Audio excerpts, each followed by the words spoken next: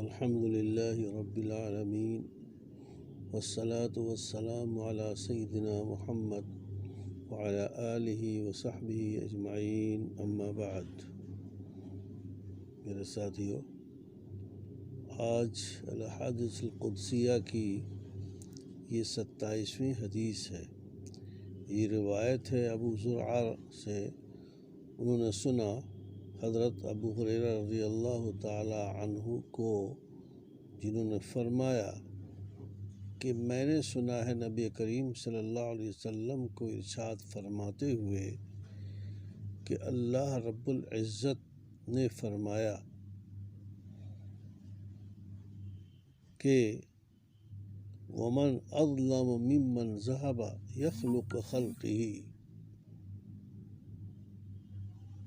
کون ایسا ہے، کون بڑا ظالم ہے اس انسان کے مقابلے میں جو پیدا کرنے کی کوشش کرتا ہے میری مخلوقات کے طریقے سے۔ اللہ تعالیٰ نے جس طریقے سے دنیا کو پیدا کیا ہے، اسی طریقے سے کسی چیز کو پیدا کرنے کی کوشش کرتا ہے، اس سے بڑا ظالم کون ہوگا؟ کہتے ہیں فَلْيَخْلُقُوا ذَرَّةً أَوْ لِيَخْلُقُوا حَبَّةً، ایک ذرہ کو پیدا کرے یا ایک دانہ کو پیدا کرے یا ایک جو کو پیدا کرے۔ عجیب بات ہے۔ اللہ رب العالمین کے صفات میں سے ایک صفت ہے خلق، یعنی اللہ تعالیٰ نے سارے جہان کو پیدا کیا، انسانوں کو پیدا کیا، یہ آسمان، یہ زمین، یہ کائنات، یہ پرندے، انسانوں کی خوراکیں، یہ پھل، یہ غلہ، یہ سمندر، یہ حجر، یہ پہاڑ، پتہ نہیں اللہ نے کتنی مخلوقات پیدا کی ہے، اسے کوئی مقابلہ نہیں کر سکتا۔ سمجھیے آپ، اللہ تعالیٰ کی صفت خلق میں اس کا کوئی ثانی نہیں ہے، کوئی ہمسر نہیں ہے، کوئی بڑا نہیں ہے، ٹھیک ہے۔ اب اسی کے ساتھ میں اگر کوئی انسان اللہ تعالیٰ کی نقل کرتا ہے، کسی کو پیدا کرنا چاہتا ہے، تو اللہ تعالیٰ سے گویا کہ مقابلہ کر رہا ہے۔ جیسے بھگوانوں کی تصویریں بناتے ہیں، انسانوں کی تصویریں بنائی جاتی ہیں، تو اگر کوئی انسان کی تصویر بناتا ہے تو اللہ تعالیٰ کی صفت خلق میں مقابلہ کر رہا ہے۔ اللہ تعالیٰ فرماتے ہیں کہ ارے تیرے اندر ہمت ہے، ذرا ایک غلہ پیدا کر کے دکھلاؤ، ایک دانہ پیدا کر کے دکھلاؤ، ایک جو پیدا کر دو، ایک چھوٹی سی چیونٹی یا کوئی اور ایسی چیز، ذرہ سے پیدا کر دو، حقیر چیز نہیں کر سکتا انسان کوئی حقیر چیز پیدا نہیں کر سکتا، تو پھر اسے اللہ کے مقابلہ کرنے کی ضرورت کیا ہے؟ یہ تفصیلات حدیث میں اور بھی آئیں گی، دوسری حدیثوں میں تفصیلات ہیں۔ اسی انداز بھی ایک لفظ ہے، کہتے ہیں کہ حضرت ابو ہریرہ رضی اللہ عنہ کے ساتھ، مسلم شریف کی روایت ہے کہ میں ان کے ساتھ داخل ہوا مروان کے گھر میں، وہاں اس میں انہوں نے کچھ تصویریں دیکھی، فرمایا میں نے سنا ہے رسول اکرم صلی اللہ علیہ وسلم کو فرماتے ہوئے کہ اللہ تعالیٰ نے ارشاد فرمایا، کون بڑا ظالم ہوگا اس انسان سے جو چاہتا ہے کہ پیدا کرے کسی مخلوقات کو جیسے میری مخلوقات ہے، چاہیے کہ وہ ایک ذرہ کو پیدا کرے یا ایک جو کو پیدا کرے۔ متعدد روایتیں ایسی آئیں گی۔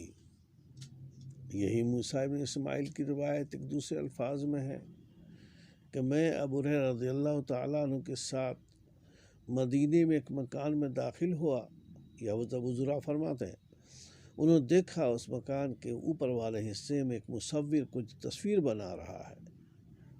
فرمایا انہوں نے کہ بھائی سنو، میں نے آپ صلی اللہ علیہ وسلم کو سنا ہے فرماتے ہوئے، فرمایا اللہ تعالیٰ نے کون بڑا ظالم ہوگا اس انسان سے جو جاتا ہے کہ پیدا کرتا ہے جیسے میری مخلوقات ہیں، چاہے کہ دانہ پیدا کرے یا ذرہ پیدا کرے، پھر آپ نے پانی کا برتن منگوایا، جو دونوں ہاتھوں دھوئے حتیٰ کہ بغل تک دھوئے۔ میں نے کہا حضرت یہ کیا طریقہ ہے؟ میں نے سنا آپ صلی اللہ علیہ وسلم فرماتے ہوئے، تو انہوں نے فرمایا کہ میں نے سنا آپ صلی اللہ علیہ وسلم فرماتے ہوئے، انہوں نے کہا ہاں منتہی الحل۔ یہ حدیث دوسری چیز ہے۔ حدیث میں آتا ہے کہ وضو کرنے والے کے نمازی کے اعضاء چمکتے ہیں، قیامت خوب چمکیں گے۔ تو بھائی وضو میں تو کہنیوں سمیت ہی وضو کرنا ہے۔ حضرت ابو ہریرہ رضی اللہ عنہ کو شاگرد نے دیکھا کہ وہ تو بغل تک دھو رہے ہیں۔ حضرت یہ کیا کر رہے ہیں آپ؟ انہوں نے فرمایا کہ بھائی میں اپنے چمک کو، اپنی روشنی کو بڑھا رہا ہوں۔ منتہی الحلیہ، حلیہ کہتے ہیں زیور کو، زیور کے پہنچنے کی جگہ تک۔ پانی سے وضو جو فرمایا انہوں نے تو انہوں نے بغل تک پہنچے۔ یہ ہے وضو کا اثر جو ہے، اعضاء کا روشن ہونا، چمکنا، یہ اس طرف اشارہ ہے۔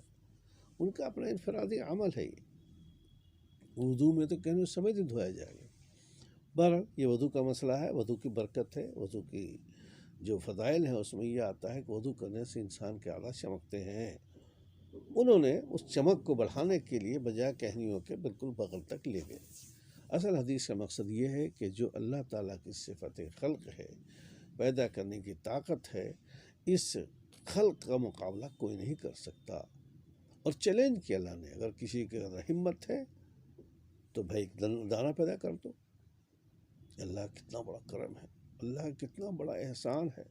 ہم لوگ جو غلہ کھاتے ہیں، گیہوں ہے، چاول ہے، ایک گیہوں ایک چاول کا دانہ کوئی انسان نہیں پیدا کر سکتا۔